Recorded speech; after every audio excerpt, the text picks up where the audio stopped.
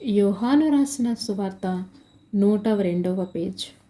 అటు తర్వాత యేసు తిబేరియు సముద్ర తీరపున శిష్యులకు మరలా తన్ను ప్రత్యక్షపరచుకొనెను.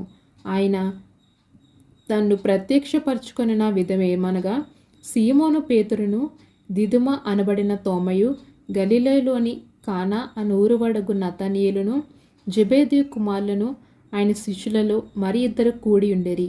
సీమోను పేతురు, నేను చేపలు పట్టబోదునని వారితో అనగా, వారు మేము నీతో కూడా వచ్చేదమనిరి.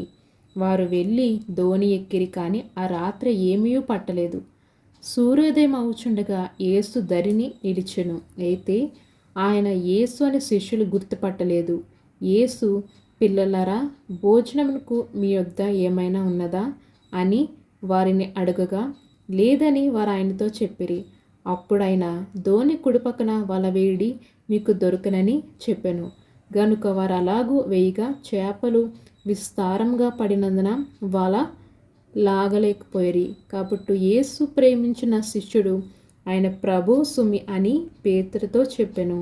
ఆయన ప్రభువని సీమోను పేతురు విని వస్త్రహీనుడై ఉన్నందున పైబట్ట వేసి సముద్రంలో దుమ్ముకెను.